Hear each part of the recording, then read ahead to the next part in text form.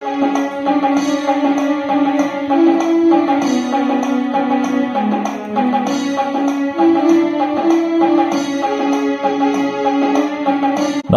सभी के लिए। आज हम डिस्कस करेंगे एक नया सब्जेक्ट है जिसका नाम है EVS, इन्वायरमेंट स्टडीज साथियों। Important question with respect to BCA and BBA qualifying paper. सबसे पहले आप पेपर चेक कर लीजिए, पेपर किस टाइप का आने वाला है। 100 मार्क्स का ये पेपर होने वाला है साथियों, जो कि 33 मार्क्स आपको गेन करने होंगे। 33 से कम पे आपका बैक लग जाएगा। और इसमें कोई भी क्वालिफाइंग पेपर में इंटरेस्टिंग बात यह है कि इसमें आपको ग्रेस नहीं मिलेगा साथियों। तो चलिए, अगर हम if I talk about section A, this section है 6 कंटेन 6 क्वेश्चंस। ओके, इस सेक्शन में 6 क्वेश्चन आपको मिलेंगे। 6 क्वेश्चंस में से आपको 3 क्वेश्चन करने होंगे। एक क्वेश्चन 20 नंबर का होगा। ओके, सो देखिए आगे चलते हैं। यानी कि 6 में से 3 क्वेश्चन आपको करने हैं सॉल्व इसमें। Question number 1 from here, explain the meaning of environment, also discuss all the factors of environment. Interesting बात यह है कि आप इस पेपर को हिंदी में भी दे सकते हैं और इंग्लिश में भी दे सकते हैं। BCA वाले भी दे सकते हैं, BBA वाले भी दे सकते हैं। प्रॉपर मैं सारे क्वेश्चंस का आंसर आपको बताऊंगा। इस पूरे के पूरे क्वेश्चन के आंसर से सारे के सारे क्वेश्चंस आपको यूनिवर्सिटी एग्जाम में मिलने वाले हैं साथियों। देखिए, पहला क्वेश्चन पूछता है कि एक्सप्लेन एनवायरनमेंट। ओके, क्वेश्चन का सॉल्यूशन यहां से स्टार्ट होने वाला है। क्वेश्चन का आंसर आपके सामने। I provide both version Hindi and English also. आप जानते हैं कि पर्यावरण का मतलब क्या होता है, यानी कि ऐसा वातावरण, ऐसी परिस्थिति जिसमें हम रहते हैं। इफ आई टॉक अबाउट भौतिक की बात करें, जैविक की बात करें, अजैविक की बात करें, सांस्कृतिक की बात करें, समाज की बात करें। ओके, तो जहां पे हम जिस परिवेश में रहते हैं, चाहे वो भगवान की दी हुई है, चाहे वो मनुष्य द्वारा निर्मित हैं, और जिन वस्तुओं का, जिन थिंग्स का, जिन चीजों का हम इस्तेमाल करते हैं, पेड़ पौधों का इस्तेमाल करते हैं, उसको कहते हैं पर्यावरण विज्ञान। पर्यावरण क्या है? ओके, जैसे पर्यावरण में आपका हवा, पानी, जमीन, जीव जंतु, पौधे शामिल हैं। पर्यावरण हमारे जीवन को प्रभावित करता है और हम भी पर्यावरण को प्रभावित करते हैं। जो भी संसार में घटता है वो सब पर्यावरण का ही एग्जाम्पल है। चाहे वो भौतिक आपदा हो, चाहे वो दैवीय शक्ति हो, चाहे वो भगवान की शक्ति हो। Okay, both version available here. Model paper आपको खरीदने की आवश्यकता नहीं है। 10 क्वेश्चन मैं आपको बताने वाला हूं, प्रॉपर आंसर। ओके, इसका आप स्क्रीनशॉट लें और बाद में आप नोट्स बनाएं इसके। बहुत जल्दी इसका एग्जाम होने वाला है। चलिए आगे चलते हैं। क्वेश्चन क्या बोलता है? Now the element of environment, पर्यावरण के तत्व इसको हिंदी में बोलते हैं। There are 4 elements of environment. Land की बात करें, भूमि की बात करें, जल वाटर की बात करें, air and living things. Okay, सारे के सारे वर्जन आपके सामने, इनके आप स्क्रीनशॉट लेते रहें और एज ए स्टोरी आपको पढ़ना है। पर्यावरण के 4 तत्व होते हैं। नीचे जमीन की बात करें, स्थल हो गया, इस जमीन पे क्या है? पानी रहता है। और कौन घूमता है? हवा घूमती है। और इस पे कौन रहते हैं? हम जीव रहते हैं। तो ये 4 इसके तत्व हो गए। इनमें से जो प्रथम 3 परस्पर मिलकर भौतिक पर्यावरण का निर्माण करते हैं, यानी कि हम पृथ्वी की बात करें, यानी कि स्थल की बात करें, जल की वायु करें और वायु की बात करें, और जीव जंतु जैव मंडल का निर्माण करते हैं। ओके, एवं 4 एलिमेंट्स अत्यंत घनिष्ठ संबंध स्थापित करते हैं। उदाहरण के लिए जल मंडल से जल का वाष्पीकरण होता है। ओके, ये these are called the elements of environment. 4 होते हैं, दोबारा देख लीजिए आप। आपका देखिए, भूमि हो गया, जल हो गया, वायु और जीव। ओके, आगे बढ़ते हैं। इंपॉर्टेंट क्वेश्चन आपके सामने, पर्यावरण के प्रकार। क्वेश्चन ऐसे बनता है कि पर्यावरण क्या होता है, इसके प्रकार बताइए, या इसके कौन कौन से एलिमेंट होते हैं। 4 एलिमेंट आप पढ़ चुके हैं। देखिए, सुनिए ध्यान से। The category of environment, firstly is प्राकृतिक यानी कि नेचुरल एनवायरनमेंट, और सेकंड इज मानवीय, जिसको सोशल एनवायरनमेंट भी कहते हैं। प्राकृतिक के सामने आप देखिए, जैविक आ गया, अजैविक आ गया, ऑर्गेनिक, इनऑर्गेनिक, पादप भी आ गए, जंतु आ गए। अब अजैविक में क्या हुआ? स्तनमंडल, यानी कि भूमि पर जितने भी जीव जंतु रहते हैं, जनमंडल जो जल में पाए जाते हैं, वायुमंडल जो यानी कि अब गैस हो गई, जितनी भी गैसेस होती हैं, nitrogen oxide, carbon dioxide, oxygen, these are called वायुमंडल। ओके, मानवीय पर्यावरण को दो कैटेगरी बना दी, पहला भौतिक, this is called physical environment, सांस्कृतिक स्पिरिचुअल एनवायरनमेंट। ओके, सो आप देखिए वन बाय वन। पहला है आपके सामने प्राकृतिक पर्यावरण, दिस इज कॉल्ड नेचुरल पर्यावरण। सो आपके सामने है, तो देखिए नेचुरल एनवायरनमेंट क्या बोलता है। नेचुरल का मतलब होता है प्राकृतिक, यानी कि जिसमें हमारी हवा होगी, सोइल मीन्स मिट्टी होगी, पेड़ होंगे, प्लांट्स पौधे होंगे, एनिमल्स होंगे, जानवर, सन सूर्य होगा, नदियां होंगे, माउंटेन्स होगा। ओके, इस तरह का मूवमेंट आपको मिलने वाला है। तो इसकी हिंदी आपके सामने, प्रकृति द्वारा प्राप्त, यानी कि जो हमें प्रकृति प्रदान करती है। और थोड़ा सा मैं इंटरेस्टिंग आपको बता देता हूं कि जो प्रकृति होती है ना, वो भगवान की पत्नी कह जाती है। The nature is also called wife of God. Okay, so प्रकृति हमें क्या देती है? जल देती है, हवा, मिट्टी, पेड़ पौधे, जीव जंतु, सूर्य, नदी, पहाड़ आदि। So this is the first type of environment. So there are two types of natural, यानी कि फर्स्ट की दो कैटेगरी बना दी, जैविक एंड अजैविक। जैविक also called biological environment and अजैविक is also called inorganic environment. जैविक का मतलब क्या होगा, देख लीजिए आप। जैविक पर्यावरण में आपके जीव जंतु आ जाते हैं, मनुष्य हो गए, पेड़ पौधे हो गए। If I talk about English, animals, humans and plants. अजैविक क्या बोलता है? भूमि, जल और वायु से मिलकर बना होता है। ओके, जो भी पदार्थ जिसमें भूमि का इस्तेमाल होता है, जल का यूज होता है और वायु का इस्तेमाल होता है, वो सारे के सारे इनऑर्गेनिक एनवायरनमेंट में आते हैं। इसके भी तीन रूप होते हैं अजैविक के। फर्स्ट इज कॉल्ड लिथोस्फेयर, स्थल मंडल, यानी कि जो जमीन पे आपको साक्षात दिखाई देते हैं। पर्वत हो सकते हैं, वो पठार भी हो सकते हैं, रेगिस्तान, मैदान। ओके, जल मंडल का मतलब है कि महासागर, यानी कि जहां पे जल का प्रवाह होता है वो महासागर हो सकते हैं, सागर भी हो सकते हैं, नदी हो सकते हैं, तालाब भी हो सकते हैं, झील, नहर, नाले, etc. Okay, last one is वायुमंडल।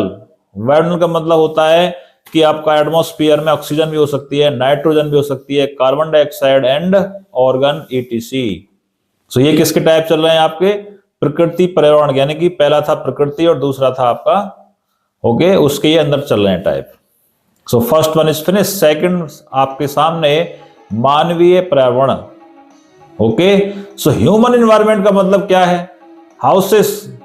मानवीय पर्यावरण का मतलब होता है साथियों, जिन वस्तुओं को मनुष्य बनाता है खुद। Such things which are made by humans like houses, roads, market, villages, cities, railways, motors, aeroplane, computer, ETC. This is the Hindi version also. So मैं हिंदी में तो आपको इसमें आपके सामने कर ही रहा हूं।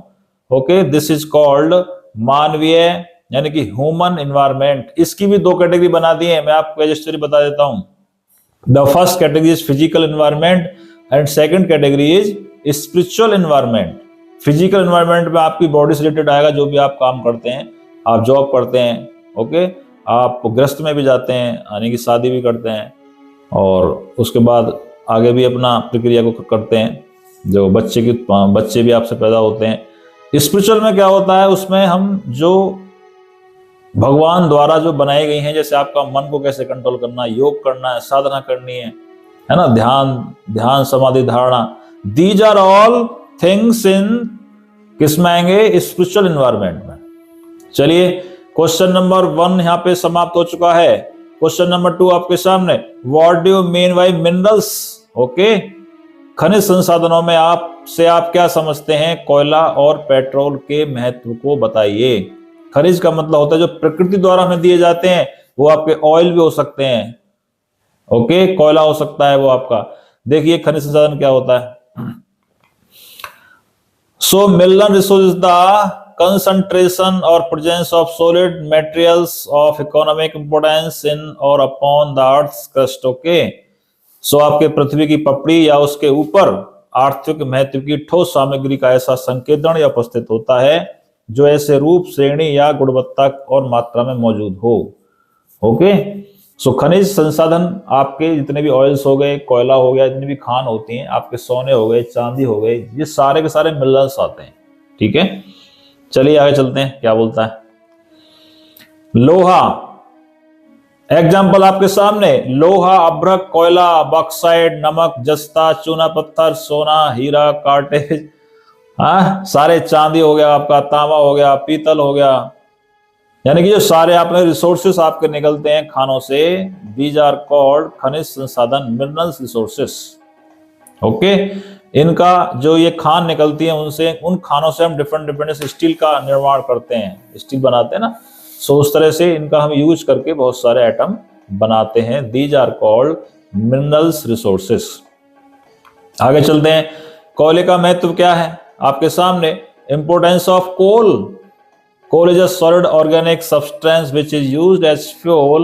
Coal is very important as a major source of energy. 35% इसका हिंदी वर्जन आपके सामने, देखिए हिंदी वर्जन। ऊर्जा का प्रमुख स्रोत के रूप में कोयला अत्यंत महत्वपूर्ण है।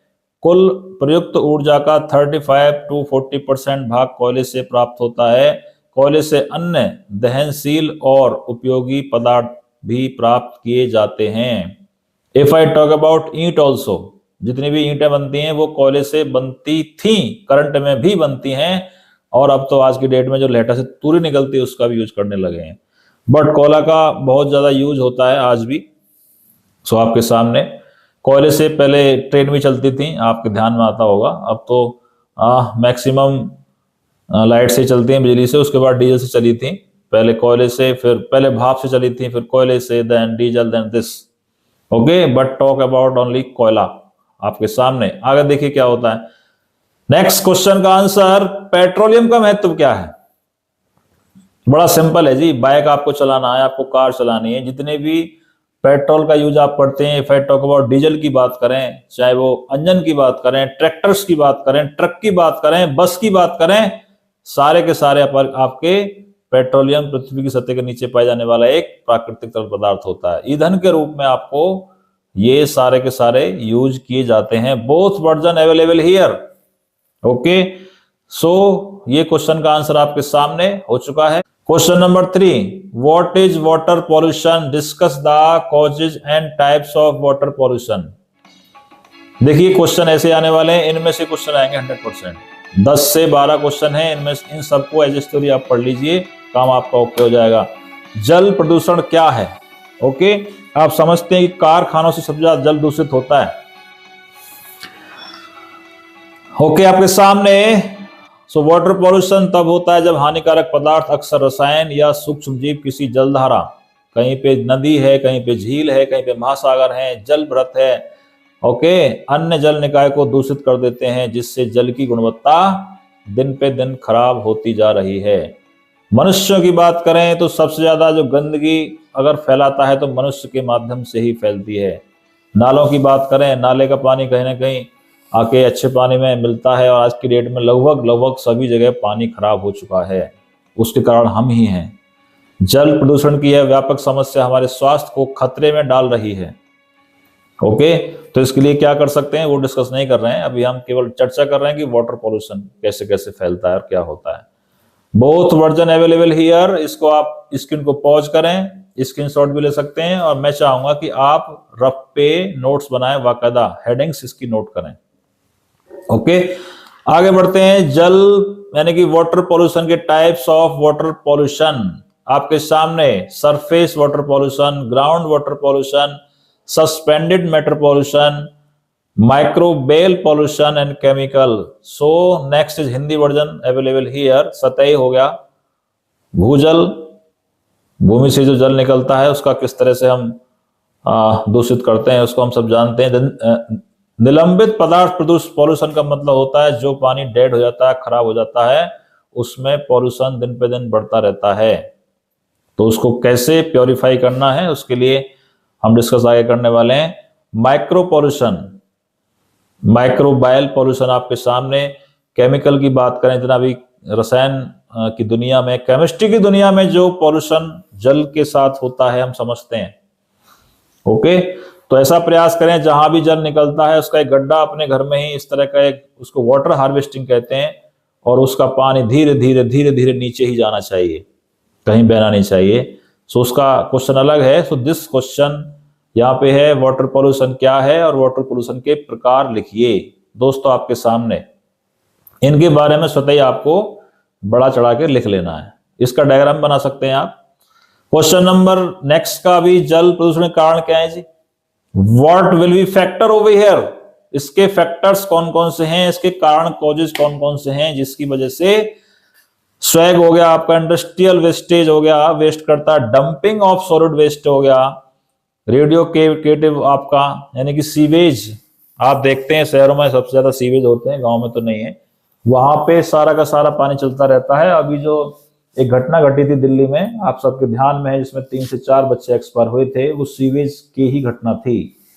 उसका बारिश का पानी उसमें आया उस प्रेशर के साथ में। सो औद्योगिक की बात करें, इंडस्ट्रियल में सबसे ज्यादा पॉल्यूशन यानी कि इसका वेस्टेज होता है, वहां पे वाटर पॉल्यूशन सबसे ज्यादा होता है।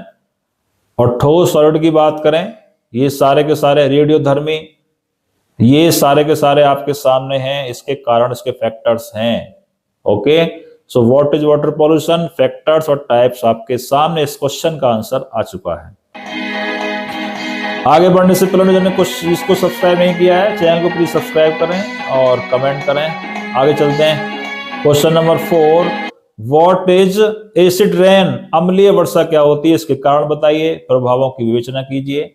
चलिए म्यूजिक के साथ आपको ये पूरा प्रॉपर यहाँ पे आई थिंक सुनने को मिल रहा है। इसका आंसर देख लीजिए फटाफट से। एसिड रेन और acid deposition is a broad term that includes any type of precipitation with acid components such as sulfuric, nitric acid falls from the atmosphere to earth in wet or dry form. This can include rain, snow, fog, hail or even acidic dust. Correct. यहां से आप देखिए अम्लीय जो आपकी वर्षा है उसमें बारिश हो गई, बर्फ हो गया, कोहरा हो गया, ओले हो गए, यहां तक कि अम्लीय धूल भी शामिल हो सकती है। ओके, अम्लीय वर्षा क्या है ये आपके सामने, इसको प्रॉपर तरीके से तैयार करना है। साथियों आगे बढ़ते हैं समय को जाया ना करते हुए। अम्लीय वर्षा के कारण क्या है, इसके फैक्टर्स कौन कौन से आपके सामने। ज्वालामुखी उत्सर्जन अम्लीय वर्षा के निर्माण का प्रमुख प्राकृतिक कारण है। इन उत्सर्जनों में एसिड पैदा करने वाली गैसें होती हैं जो बारिश या किसी अन्य प्रकार की वर्षा के साथ मिलने पर अम्लीय घटकों की सांद्रता उत्पन्न करती है। एक नाइट्रोजन है आपका, सल्फर डाइऑक्साइड, दोनों ही अम्लीय वर्षा का कारण बन जाते हैं। जलने की प्रक्रिया में निकलने वाली गैस वायुमंडल में मौजूद पानी के अणुओं से जुड़ जाती है, इससे वर्षा का अम्लीयकरण होता है। सल्फर और नाइट्रेट एसिड मुख्य इसके प्रदूषक हैं, लेकिन पानी कार्बन ऑक्साइड के साथ भी प्रतिक्रिया करता रहता है। बहुत सारे स्टूडेंट का कमेंट्स भी आने वाला है, आया भी था कि सर आप तो कंप्यूटर पढ़ाते हैं यानी कि सी प्रोग्रामिंग पढ़ाते हैं, मैथ भी पढ़ाते हैं, तो ये ईवीएस क्यों पढ़ा रहे हैं आप। कमेंट्स आया था क्योंकि ये बीसीए में पेपर है और केवल हेल्प के लिए है। मैं कोई इसका टीचर भी नहीं हूं, बट केवल आपकी हेल्प के लिए क्वेश्चंस का आंसर मैं आपको प्रॉपर देने का प्रयास कर रहा हूं यहाँ पे। चलिए आगे बढ़ते हैं। अम्लीय वर्षा के प्रभाव क्या होंगे, देखिए आपके सामने है। अम्लीय वर्षा जब भी होगी उसका नुकसान पहुंचने वाला है, बीज को विकसित नहीं होने देगा। जब किसान लोग बीज को बोते हैं जमीन में, उसको प्रॉब्लम क्रिएट करता है, मिट्टी के लाभदायक जीवों को नष्ट कर देता है, यानी केंचुए को नष्ट करेगा। अम्लीय वर्षा पशु जीवन और विशेष रूप से शैवाल को नुकसान पहुंचाकर पर्यावरण को नष्ट कर देती है। अम्लीय वर्षा धातु की सतहों, चूना, पत्थर, डोलोमाइट और अन्य सामग्रियों को नुकसान पहुंचाती है। Both version available here, note करें आराम से, कोई जल्दबाजी ना करें। क्वेश्चन नंबर नेक्स्ट, अभी इसी का अम्लीय वर्षा को रोकने के उपाय देख लीजिए आप। नाइट्रोजन और सल्फर ऑक्साइड के उत्सर्जन और जीवाश्म ईंधन के जलने पर रोक लगाई जाए। जितनी वस्तुएं हैं जिसमें नाइट्रोजन निकलता है, सल्फर ऑक्साइड से निकलता है, उन सबको क्लोज किया जाए। अम्लीय वर्षा को रोकने के लिए वातावरण में सल्फर डाइऑक्साइड और नाइट्रोजन ऑक्साइड की मात्रा कम करें। कारखाना द्वारा जो यूज करते हैं, पानी को नदियों में वापस भेजने से पहले उसे फिल्टर जैसे ही पानी को भेजते हैं वहां पे फिल्टर किया जाए, यानी गंदगी को भेजा ना जाए, वहां पे विषय मुक्त हो, और जीवाश्म ईंधन के स्थान पर नवीनीकरण ऊर्जा के उत्पादन और उपयोग को प्रोत्साहित करे। कहने का मतलब यह है कि जो भी हम नाइट्रोजन और सल्फर डाइऑक्साइड का गैस का यूज कम से कम किया जाए, उसमें रोक लगाई जाए उस पे, और नदियों में पानी जाने से पहले उसको फिल्टर किया जाए, गंदगी को वहीं पे स्टॉप किया जाए। चलिए आगे बढ़ते हैं। क्वेश्चन नंबर 5 आपके सामने, व्हाट इज इकोसिस्टम? पारिस्थितिकी तंत्र क्या है? एक पारिस्थितिकी तंत्र के विभिन्न घटकों का वर्णन कीजिए। 6th 7th 8th में पढ़ते थे हम, उस समय आपने भी पढ़ा होगा। इकोसिस्टम का मतलब क्या? डिपेंडेंसी हो गई, हम किस पर डिपेंडेंट हैं, मान लीजिए फल हो गया, सब्जी हो गया, ऐसे ही एक सीरीज बनती है पूरी कि सांप उसको खाता है, कीड़े को, चूहे को खाता है, चूहा कीड़े को खाता है, कीड़ा उसमें पत्तों को खाता है, दिस सीरीज, यानी कि घूम फिर के वो पूरा एक चेन बनता है। So this process is called ecosystem. आपके सामने उनके भौतिक वातावरण का एक समूह है जो एक साथ बातचीत करता है। जीवित जीव और निर्जीव भौतिक स्थितियां दोनों शामिल हैं इसमें। We are dependent on only, of course हम भोजन पर डिपेंडेंट होते हैं, पेड़ पर डिपेंडेंट है, हम जीव जंतुओं पे भी डिपेंडेंट कहीं ना कहीं होते हैं। केंचुआ हमारा दोस्त होता है।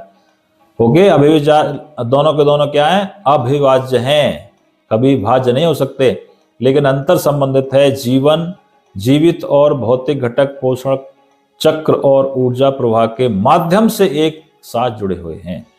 Okay, so this is the case of dependency. Dependency यहां पे होगी। ओके, तो कहीं ना कहीं इसका एक डायग्राम आगे आने वाला है। देखिए आपके सामने हिरन है, आपके सामने बाज है। देखिए बाज किस पे अटैक करता है, आप सब जानते हैं, पक्षियों पे, छोटे छोटे पक्षियों पे अटैक करता है वो, और वो पक्षी किसी और को खाते हैं। सो इस तरह का एक डायग्राम है इकोसिस्टम का, ये डायग्राम बनाने का प्रयास किया, लेकिन फिर भी एक साथ सब लोग कहीं ना कहीं रहते हैं। ओके, जैसे सांप चूहे को खाता है और सांप को बाज खाता है, बाज को इंसान खा जाता है, उधर इंसान को सांप खाता है।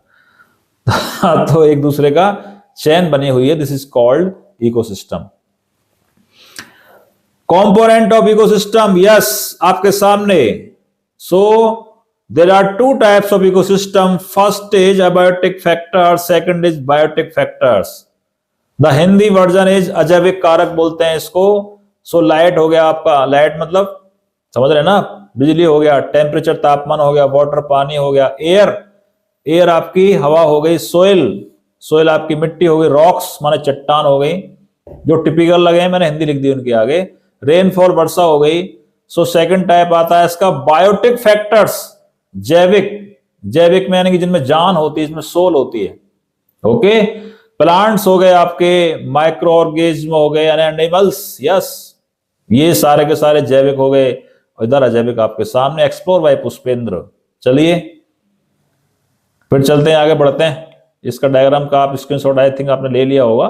सो यहाँ पे क्वेश्चन बनता है, what is ecosystem and right components of ecosystem.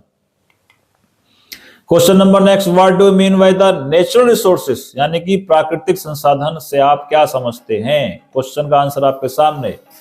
There are the resources that are found in the environment and are developed without the intervention of human। वो सारी की सारी चीजें जिनमें मनुष्य का कोई हाथ नहीं है। ओके, जो चीजें प्रकृति ने दी हैं वो मनुष्य ने नहीं बनाई हैं। These are called natural resources। Okay, which things are not developed by the human, this is developed by the of course super God, यानी कि भगवान द्वारा कहीं न कहीं प्रकृति बनाई, और जो प्रकृति ने हमें स्रोत दिए हैं हमारे जीवन में जो उपयोगी आते हैं उनको बोलते हैं नेचुरल रिसोर्सेस।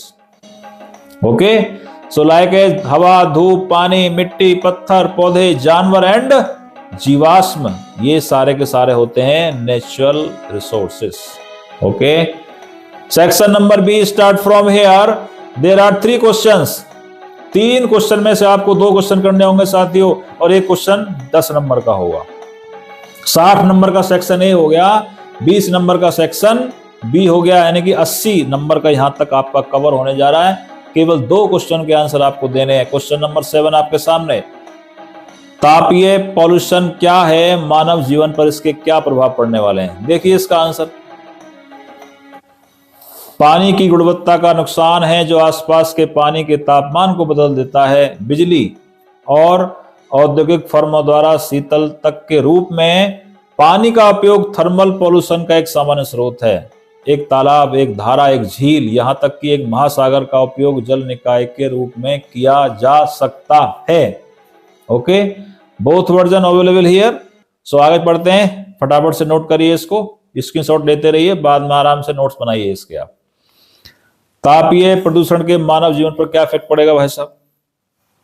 है जी, ओके। सूखा, अगर ऐसा पॉल्यूशन होता है ताप से तो सूखा पड़ने वाली है, बाढ़ आएंगी आपकी। ओके, और समुद्री जल स्तर में वृद्धि हो जाएगी, जलीय जंतु का लोप हो जाएगा, यानी कि खत्म हो जाएंगे वो। जलवायु परिवर्तन से कृषि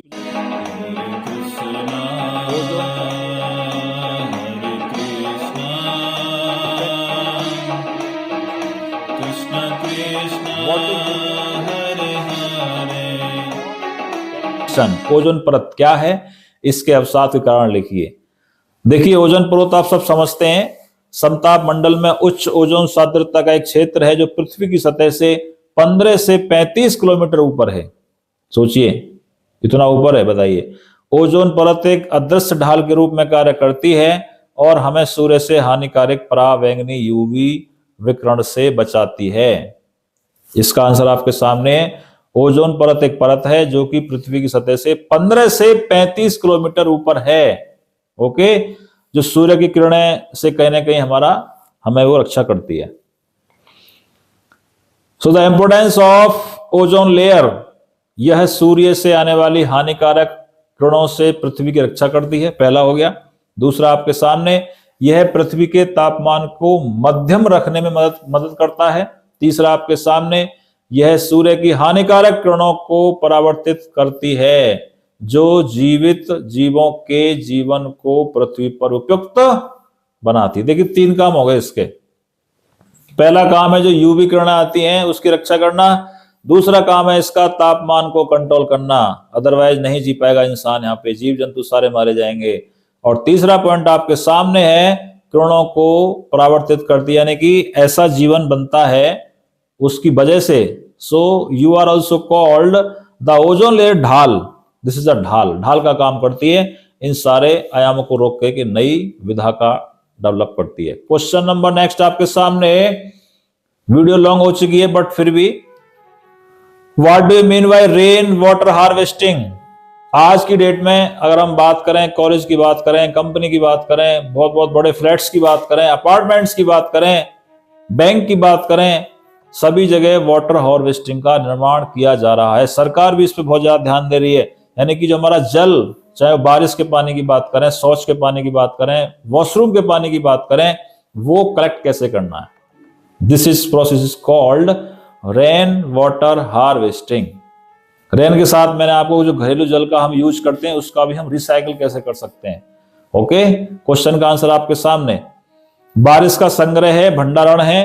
ओके, इसे बहने दिया जाए, वर्षा जल को छत जैसी सतह से एकत्र किया जाता है। और एक टैंक, अगर हम बारिश के पानी को किसी टैंक में या किसी कुंड में, किसी गहरे गड्ढे में अच्छी तरह से भर लें और उसमें से धीरे धीरे वो नीचे ही वापस जाता रहे, सो this is called water harvesting. If I talk about our college, हमारे कॉलेज में भी 2 वाटर हार्वेस्टिंग लगाए गए हैं। ग्राउंड में एक लगाया गया है, जो बारिश का पानी है उसी में नीचे जाएगा कलेक्ट होके। ओके, सो आप इसका सिंपल आंसर देना है। वाटर हार्वेस्टिंग का मतलब है जब वर्षा होती है उस वर्षा के जल को हम किसी गड्ढे में या किसी एक सतह में या किसी कुंड में या किसी ड्राम में भर के रख लें और धीरे धीरे उस पानी को रिसाएं और वो पानी नीचे ही जाना चाहिए जमीन में। This process is called rain water harvesting. Section C आपके सामने, क्वेश्चन नंबर लास्ट आपका होने वाला है। These contains 5 parts, all parts are compulsory, each part carries on 4 marks. Okay, एक क्वेश्चन 4 नंबर का होगा, 5 क्वेश्चन होंगे, पांचों के पांचों करने होंगे। सेक्शन ए में 6 क्वेश्चन थे, 3 करने थे, एक क्वेश्चन 20 नंबर का था, यानी कि 60 नंबर का हो गया। सेक्शन बी में 3 क्वेश्चन थे, एक क्वेश्चन आपका 10 नंबर का था, 2 क्वेश्चन करने थे, यानी कि 60 और 20 80 हो गया और 20 आपके सामने। तो चलिए, वेरी शॉर्ट आंसर, चलते हैं आगे। वन्य जीव संरक्षण कानून, ओके, कब ये लागू किया गया? आई थिंक 72 में किया था। देश के अगर हम बात करें सुरक्षा की, तो हमारे जितने भी इस पृथ्वी पे वन्य जीव हैं, पशु हैं, पक्षी हैं, पौधे हैं, इनकी सुरक्षा करना हमारा कर्तव्य बन जाता है। ओके, सो एक्ट बनाया था, आई थिंक 72 की बात है। वहां से इसका पूरा लॉन्चिंग किया जा रहा है और आज की डेट में हर साल लाखों करोड़ों पेड़ पौधे भी लगाए जाते हैं। हर गांव में, हर स्कूल में, बैंक की तरफ से भी लगाए जाते हैं, इवन ब्लॉक की तरफ से भी आते हैं। तो कहीं ना कहीं उसकी सुरक्षा करना, उसका लाइफ को प्रोटेक्शन करना हमारा कर्तव्य बन जाता है। इंसान के साथ साथ हमें पशु पक्षियों का, जीव जंतुओं का, पेड़ों का विशेष ध्यान रखना चाहिए, इनका सुरक्षा प्रदान हम लोगों को करना चाहिए। ओके, बोलो वन्य जीव संरक्षण की जय। ओके, क्योंकि आज की डेट में हम उन्हीं की वजह से जीवित हैं साथियों। हम पक्षियों की बात करें, हम पौधों की बात करें, पेड़ की बात करें, वास्तव में उनकी वजह से हम जीवित हैं, सब इंसान हैं। चलिए आगे बढ़ते हैं। इन्वायरमेंट डिग्रेडेशन, ओके, बड़ा सिंपल है। इसके माध्यम से if I talk about some way reducing biological diversity के रूप में कर सकते हैं। स्वास्थ्य को कम किया जाता है। प्रकृति मूल रूप से पूरी तरह से प्राकृतिक हो सकती है अगर हम चाहें तो। ऐसा नहीं कि आप मान लीजिए, एक बड़ा सिंपल एक मैं बताता हूं आपको। समुद्र का जो सीमा होती है ना, अगर उस सीमा में जाके किसी ने मकान बनाया, कल कहेगा यार हमारा मकान ढह गया, सॉरी, समुद्र की सीमा जहां तक है वो वहां तक जाएगा। कहने का मतलब ये कि हमें कभी भी प्रकृति के खिलाफ नहीं जाना चाहिए। ऐसा एनवायरनमेंट क्रिएट करें कि हम भी रहें, जीव जंतु भी रहें, पेड़ पौधे भी रहें। भगवान ने खाने के लिए हमको बहुत सारे आयाम दिए हैं, डिफरेंट डिफरेंट, हमको उनका यूज करें। फल फ्रूट्स हैं, साग सब्जियां हैं। ओके, क्वेश्चन नंबर नेक्स्ट आपके सामने, ग्लोबल वार्मिंग, जबरदस्त क्वेश्चन। ये जो 3 क्वेश्चन है, इसमें से आपको क्वेश्चन मिलने वाले हैं साथियों। देखिए क्या होता है global warming. If I talk about 1850 to 90, यानी कि 1900 के बीच के बाद से देखी गई पृथ्वी की सतह का दीर्घकालिक ताप है। मुख्य रूप से जीवाश्म ईंधन जलने जो पृथ्वी के वायुमंडल में गर्मी फंसाने वाले ग्रीन हाउस गैस के स्तर को बढ़ाता है। This is called global warming. आपदा प्रबंधन देखिए, इफ आई टॉक अबाउट आपदा, तो आपदा आपकी कई सारे प्रकार के होते हैं, चाहे भूकंप की बात करें, चाहे बाढ़ की बात करें, दैवीय ताप की बात करें, भौतिक ताप की बात करें, स्पिरिचुअल ताप भी होता है। बट यहाँ पे हम डिस्कस कर रहे हैं आपके सामने दौरान सबके बाद भी कार्य करते हैं। अक्सर विश्व के सबसे प्रतिकूल वातावरण में सहायता प्रदान करते हैं। आपदा और संघर्ष से प्रभावित समुदायों के समक्ष आने वाले जोखिमों को कम करना। ओके, आपदा मैनेजमेंट का मतलब यह है, डिसास्टर मैनेजमेंट का मतलब यह है कि जितनी भी आपदाएं आती हैं उन आपदाओं से कैसे बचा जाए। ओके, भूकंप रोधी हम वहां पे अलर्ट लगा सकते हैं क्या? बाढ़ अलर्ट लगा सकते हैं क्या? वहां से हम देखते भी हर साल बाढ़ आती है तो मनुष्य को वहां से कहीं ना कहीं और दूसरे स्थान पर भेजा जाता है। ओके, सो आपदा कितने प्रकार की होती हैं ये आपके सामने। आपदा की बात करें, भूकंप, बाढ़, ज्वालामुखी विस्फोट, भूस्खलन, तूफान आदि। If I talk about the nature of प्रकृति, so mode of passion, mode of ignorance, mode of goodness. But only talk about प्राकृतिक आपदाएं कौन कौन सी होती हैं। इससे पीछे का मतलब ये था कि जो ये आपदा होती है इनसे हम बचाव कैसे करना है साथियों। लास्ट क्वेश्चन आपके सामने, हाँ, वुमन एम्पावरमेंट, यानी कि सही बात यह है कि सारी जननियों की जननी माता, और जितने भी जीव जंतु सब पैदा होते हैं वो माता से ही, गर्भ से निकलते हैं, इसलिए प्रकृति को भगवान की पत्नी कहा जाता है। ओके, सो यहाँ पे जितनी भी यानी कि जो वुमेन हैं उनको कहीं ना कहीं बराबर का ही दर्जा मिलना चाहिए। ओके, उनकी शक्ति को पहचानना चाहिए, उनका रेस्पेक्ट करना चाहिए, सम्मान करना चाहिए। तो इसलिए महिला सशक्तिकरण का दिवस भी मनाया जाता है, जिसके द्वारा महिलाएं लिंग आधारित असमान शक्ति संबंधों के बारे में जागरूक हो जाती हैं। घर की बात करें, कार्यस्थल की बात करें, समुदाय में पाई जाने वाली असमानता के खिलाफ बोलने के लिए एक बड़ी आवाज प्राप्त करती हैं। सो this is called women empowerment. अगर समाज में कोई घटना घटती है किसी फीमेल्स के प्रति, यानी कि किसी लड़की के प्रति, किसी वुमेन के प्रति, किसी माता, किसी बहन के प्रति, तो वहां पे बोल सकें, अपनी बात को कह सकें, उसका सामना कर सकें, इसलिए जरूरत पड़ी महिला सशक्तिकरण की। सो आज की डेट में बहुत जबरदस्त है कि वास्तव में आधे के ही शामिल होने चाहिए। पहले से ही था, एक जमाना था कि महिलाओं को बहुत ज्यादा मतलब पढ़ने नहीं दिया जाता था, घर से बाहर निकलने की आजादी नहीं थी। अब आज की डेट में सब कुछ इक्वल है। ओके, गवर्नमेंट ने भी इसका बहुत बड़ा ऐलान किया है कि अब ऐसा कुछ नहीं है, इसलिए वुमेन को एम्पावरमेंट की आवश्यकता है। So these are all questions के आंसर आपके सामने, सारे के सारे क्वेश्चन के आंसर मैंने आपको प्रॉपर दे दिए हैं, इन्हें याद कर लें as story.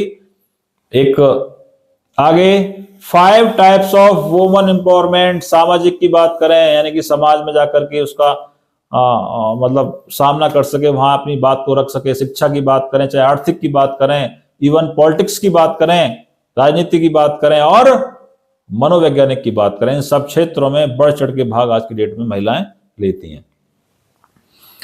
So the last explore by Pushpendra. So अर्ज किया है, हम तो वो राही हैं, हम तो वो राही हैं कि भूल कर भी भूल ना पाओगे, कि हम तो वो राही हैं कि भूल कर भी भूल ना पाओगे। अगर प्यार करोगे तो दिल में रखोगे, और नफरत करोगे तो दिमाग में रखोगे, नफरत करोगे तो दिमाग में रखोगे। बहुत बहुत धन्यवाद आप सबका सुनने के लिए।